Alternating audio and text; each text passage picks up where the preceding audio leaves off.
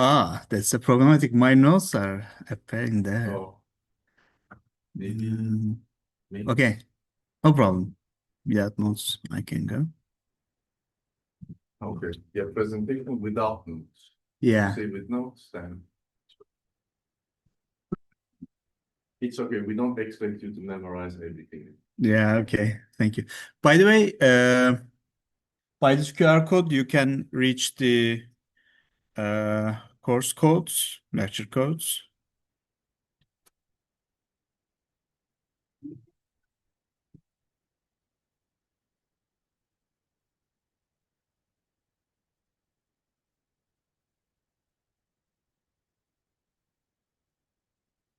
Evet. Bunu kaybedebiliriz sanırım. Ha şuradan aynen. Aynen. Aşağı çekersen. Bu nedense tam Full screen mi yapmadı? Şuradan hocam. Şu olması lazım. Aha. Tamam. Welcome you all. Any problem with QR code? Any problem? Okay. Welcome you all. I think word embeddings or embeddings in general, document embeddings, sentence embeddings are one of the most fundamental parts of the language models, large language models, or the computational social science, we can say in general. But with the advance of the large language models, everything began to be related with the large language models. So before, people were working with the different kinds of models, or how they can they were thinking on how they can harness different kinds of different qualities of these models. But I think advance of the large language models a bit prevent the intellectual advancements in the field, I think. And we'll see one of some of the great ideas in the computational social science in this lecture. First, we can begin with a short intro that you talk about your projects very shortly. So we can assess how can embeddings can help you in this project. So we can begin from here. Emma, Hocam, Emma. just like 1 minute, like not even 1 minute, like 10 seconds. What is your research topic? What are you interested in? Okay. I can start myself. My name is Şükrü Atsızelti. I work on misinformation, disinformation, and I am trying to extract in like this year's research to extract manipulated information from large text. My name is Yara. I'm also working on this information, and I'm looking also within the large language models how reality is constructed. My name is Reyhan. I'm working on defining industry, why importing country become exporting country. So I'm trying to collect information for that. So I'm Azara, and I'm a combination of Akıllıca and Yana. I'm Gelin. I'm a master's student. I am working on social movements, specifically social movement outcomes, how they reach their place, the parliament, etc. Great. I'm Deniz. I'm recently working on a project which includes analyzing climate policy documents, climate relevant specifically for climate documents, and also comparing with the expert like human applications. I see. We talked before, I guess, right? Yes. I'm okay. Nice to meet you again. Thank you. Nice to meet you. I am Agiye. I recently graduated and I'm a justice. Okay. Don't you have a research topic? Hello, I'm Merkel. I'm a CS major. I'm working on extracting details from autobiographical memories in psychology. In psychology, autobiographical, are they many? There are many autobiographies in psychology? So autobiographical memories are Okay, memories. Yes, Sorry, I just misunderstood. Hi, everyone. My name is Chen Tian. I am a PhD student. I work on AI application in mental health. And my recent research is looking at the AI refusal behavior between the LLM and the user. Hello, I'm Helena Çegunmari. Recently, I'm interested in working on economics of climate change, particularly the causal inference using LLM and the ID models. Interesting. Hi, I'm I'm interested in how social contexts like culture influence our cognitive processes, especially I'm interested in how cultural life have a relationship with our memories of ourselves. Great. So recently paper on how large language models change how they grow. Academic? Right. Writing, okay. I am Masum. I'm working on migration, especially social community impact of refugees in Turkey, and focusing on labor market outcomes of senior refugees in Turkey. And this is a bit interesting. Economic models? Especially, I'm using causal inference method, like dependent, and I'm also utilizing the IDs to remove the effect of indigeneity, yeah, and especially trying to check whether they detect the quality of jobs in Turkey. This Are you not specific things to look at? I'm interested in tons of things, but I'm trying to look mostly issues connected to the political economy and European political economy. I'm trying to look at this kind of thing, but I don't have a specific thing. Embeddings is for it. My summer research project's main topic is about World Health Organization and its economic policies. Oh, we also have some students from my lab, by the way. So Meta is one of them. Yeah. And Ria is another. Dagi is the third one. And we will have some others joining us here and there. So if you see people who are not from SICSS, don't freak out. They're not random strangers. They're part of my lab. Okay, I'm Ali. I'm working on how we can use large language models in qualitative text analysis, kind of like balancing the interpretive depth of the task with models' autonomy.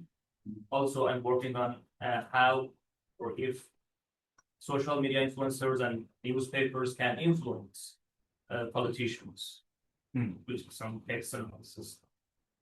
Thanks. Great. Hello, I'm Zehra. I'm working on cultural economy. That's quickly interviewing the sector and analyzing the online behaviors, friendship networks, especially of online gaming. So natural science, kind of. Yeah, and some other things as well. Great. I'm Ria. I'm part of the project lab. I'm very interested in political economy and overall just economics. I'm new at computational social sciences, but I'm in the Great. Welcome. Şükrü. Hello. Let's make a wish. I wrote my PhD in economics and I learned some economics and financial things with using generalized modeling or written modeling. Very beautiful methods. Yeah. Oh, hi, I'm Alyssa. I'm a PhD student in data science, and my overall work is on healthcare access and looking at the equities in healthcare access in the US, and I've been harnessing clinical notes using LLMs to the wealth knowledge. Hi, I am Miran, and I'm a PhD student in political science, and I'm particularly interested in how embeddings and other NLP techniques can help social scientists to model and predict interstate conflict dynamics using a large-scale text data. Hi, I'm Mesaj. I'm a PhD candidate in psychology in model intuition. I'm trying to understand modality, religion, propagation, and policy support psychology. Using all kind of methods, but me and I am experiment. They were calling teleology. Right. Trolley. Yes. For moral dilemmas. Yeah. Yeah, I'm doing that kind of, trolley dilemma experiments. I'm also from that. I do work on a project on 5 stages of grief. Hopefully. It's Nice. Hi, I'm Marcelo. My postdoctoral research focuses on how U.S. presidential speeches affect conflict dynamics Which conflict dynamics around the world? around the world. Hi, I'm certified interested in language service project. And it is in relation with, for example, educational deployment and this and What kind of data you are working? my focus on right now is in the interviews, but maybe after this some of the book I go it's great. Hi, I'm Kupe. I'm working on the unit created in time and the coordination mechanism during the disaster. So I try to understand which methods will be more efficient for my Great. And I'm Emma. I'm from a political psychology background, and I'm working on how social media shapes attitudes towards refugees in Turkey. Welcome. So what we are going to do today, first we are going to understand what embeddings are in general.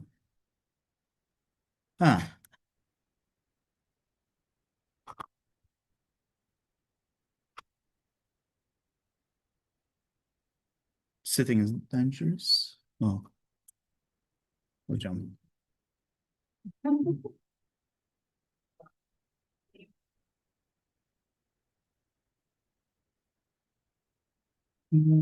Gelecek sanki. Yok. Niye kaybetmiş olabilir gözüküyor? Allah Allah. Çok ilginç. Bir diğer şeye bakayım.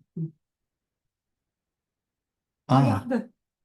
Zaten onun bir Bu işlevi yok. bir şey değilmiş. İlginç. Ha, Çekebiliriz. çekelim. Bir saniye.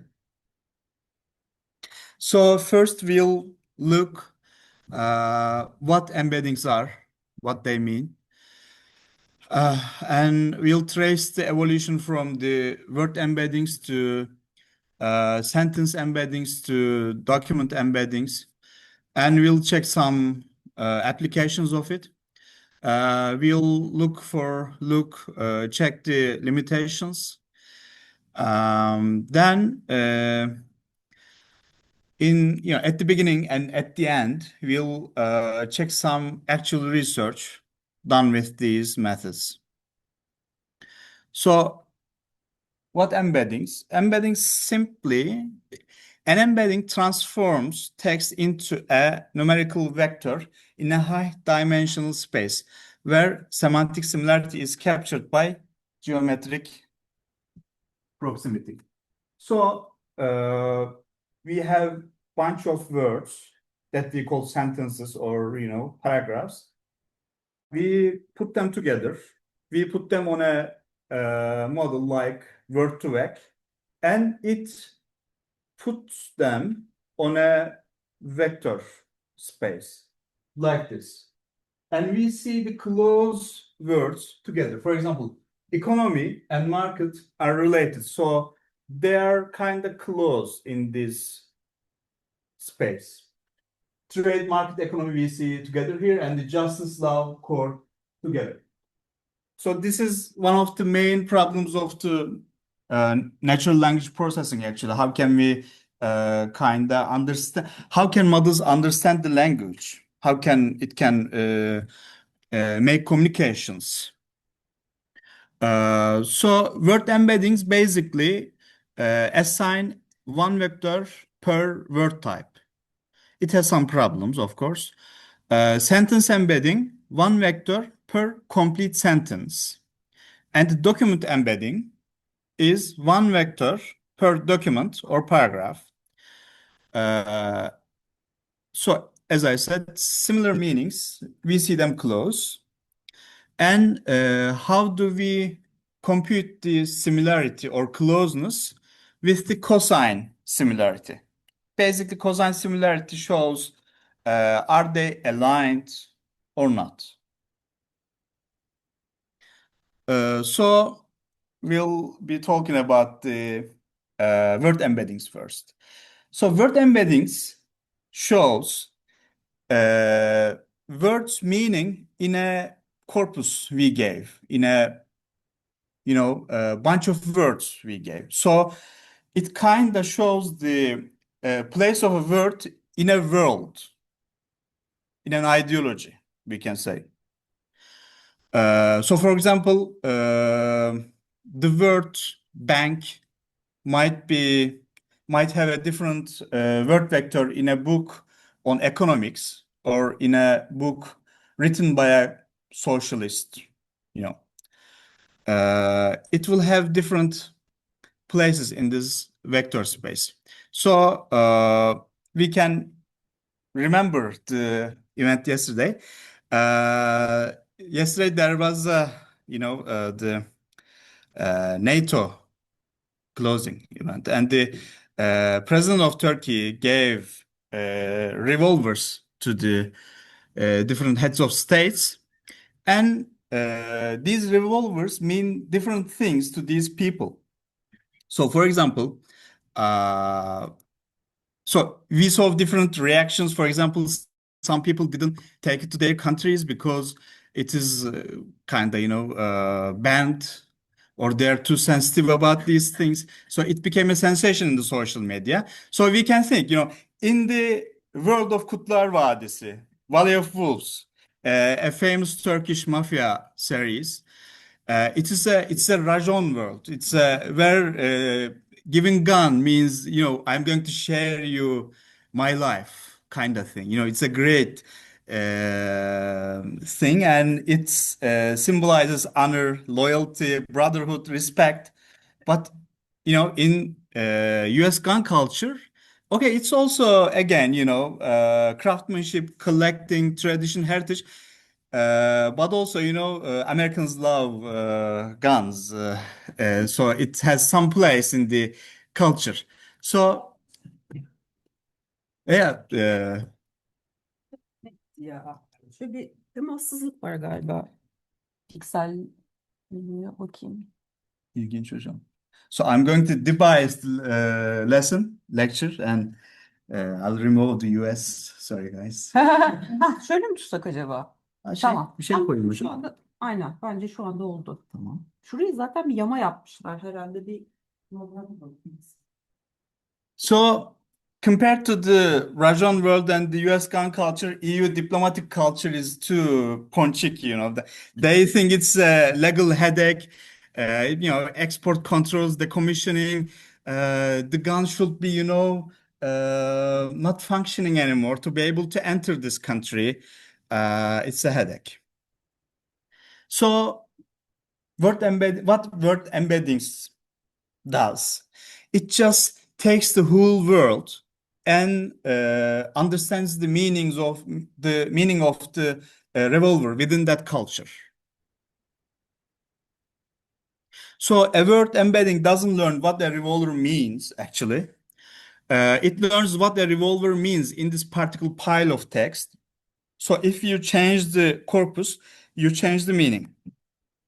And we see a fascinating article in this field. Did you read before The Geometry of Culture from Kozlowski? It's unbelievable. One of the core computational social science texts. So his main idea is that actually this is an old idea, you know, close similar words. We see them in close places in this vector space. But so let's see, for example.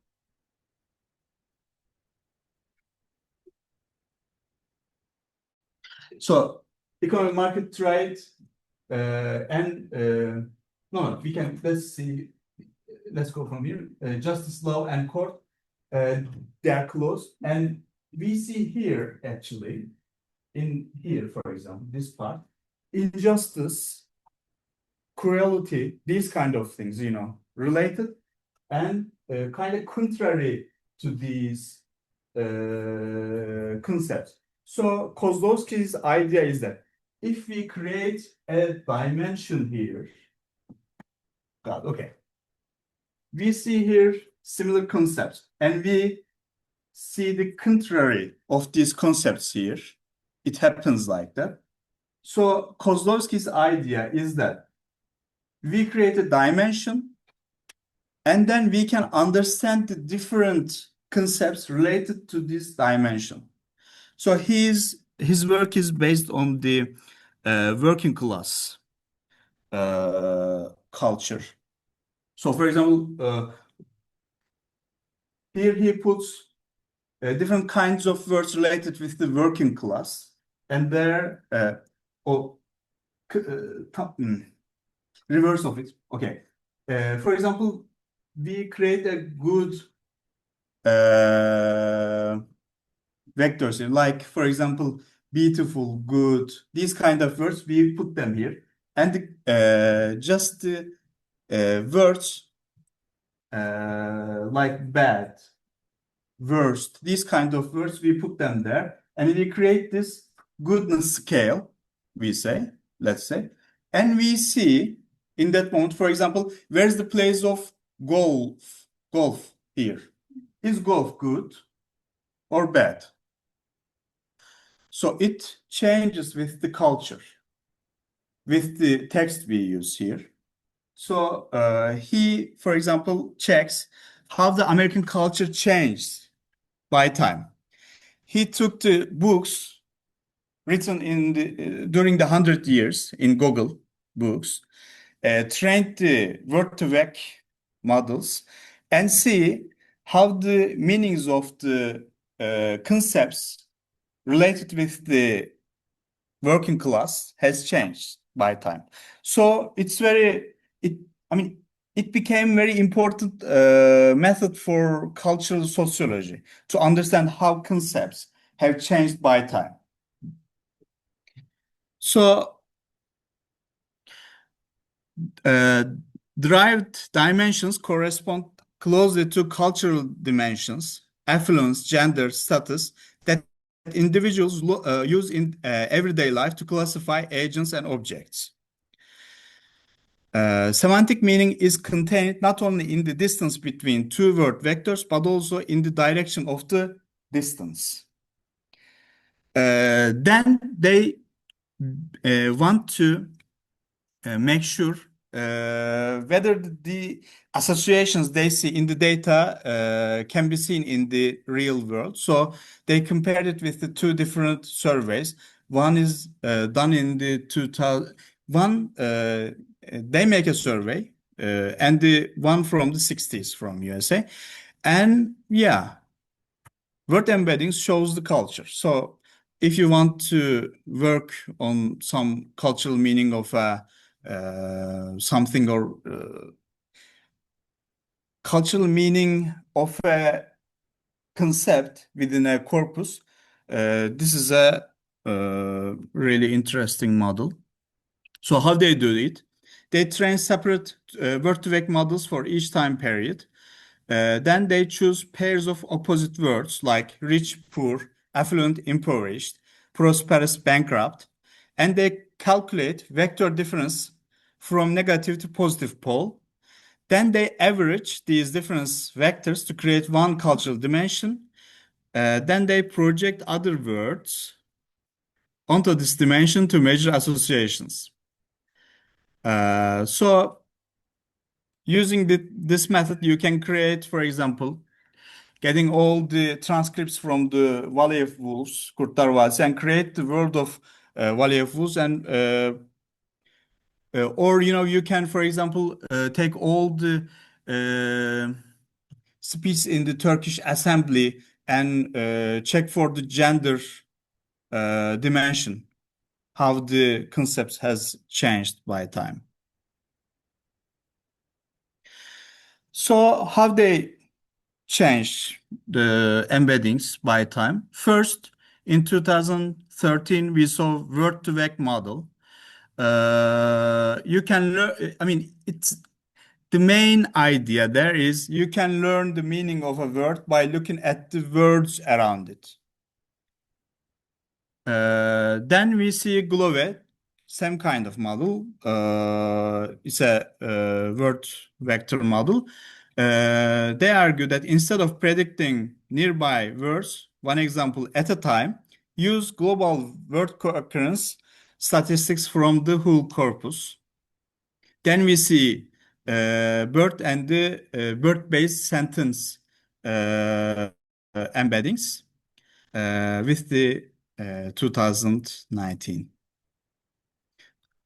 Today, there are many different kinds of embedding models that you can use from different companies, open source, closed source. I mean, some of them are working well with the different languages. Some of them are working well mainly in English. So if you use proprietary model like from OpenAI or Cohere, so they have simple API integration. You have managed infrastructure, strong multi-language support, regular model updates, which is a bad thing at the same time because for scientific production you need to be able to reproduce the same thing next time. But because of their regular updates, that sometimes become impossible, and low per token cost you have. But at the same time, data leaves your environment when you work with these models. So if you are working with a sensitive data, for example, hocam, you are working with army, for example, and army data at the end very, very sensitive, and probably you signed some contracts because of that. So impossible to work with these kind of models. So you need to go to open source models, for example, in this instance. And as I said before, reproducibility risk just emerges because they just change all the time. And if you work on a large chunk of text, then cost just became very high, and you have less control over versioning.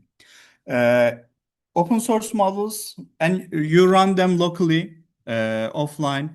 You have full reproducibility. You have data privacy. You have no per token cost, and it is fine-tunable on your domain. But of course, it is not very easy to run them on your own computer because they need high GPUs for large scale work, and more setup and maintenance. We need to manage infrastructure with open source models, and they requires technical expertise. For what we can use these models? By the way, you see, we began to understand with these embeddings whether these kind of texts are close to these ones. So that opened the doors for different kinds of applications. For example, topic modeling. You use topic modeling, by the way? Yeah. that based on these, at the end, it is using these kinds of similarity metrics. So you can use it for semantic similarity. You can find similar documents, speech, or passages, even when the exact words differ. You can, for example, you can measure how close two politicians speaks in a meaning space.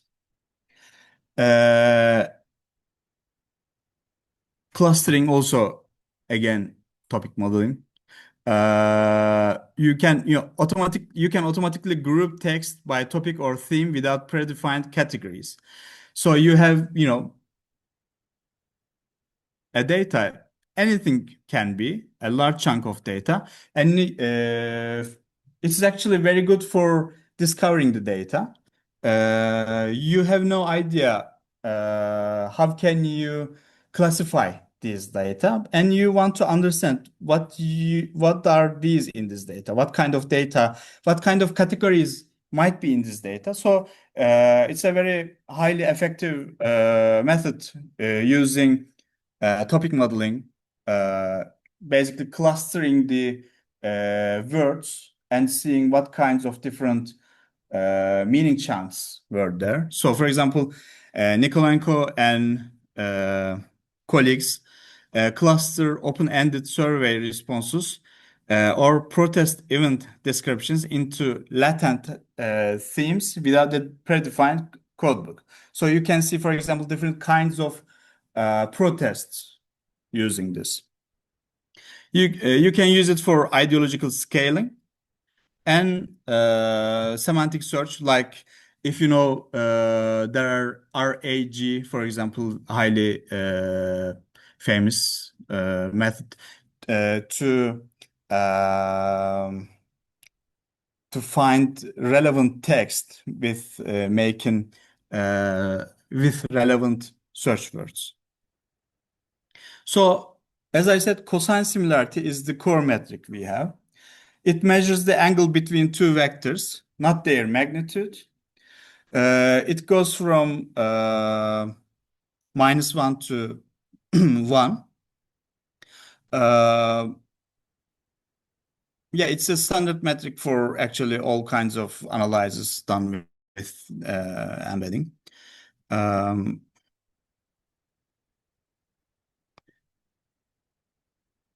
So how word topic works? It first embeds, it converts documents into vectors using SWord. Then it reduces dimensionality using UMAP. And then it clusters, and then it represents using TF-IDF. So it's one of the most famous methods in the computational social science, actually. It's kind of, as I said, it's very good for discovery within text. So where embeddings break and how to validate. Most models truncate at 256, 512 tokens. Long speech must be chunked or aggravated. There's instability. Small corpus changes can shift nearest neighbors. And using bootstrap ensembles, making sure that the models don't differ too much is important. And thirdly, training bias is very important. Embeddings absorb biases from training data, stereotypes, dominant frames, power structures. When you hammer on the desk, it disconnects. Sorry, yeah. You have to be gentle with the desk. Sitting, punching, everything. Delicate balance there, sort of on my eyes. For me, I'm playing quick it's not. first and trying to reach over the.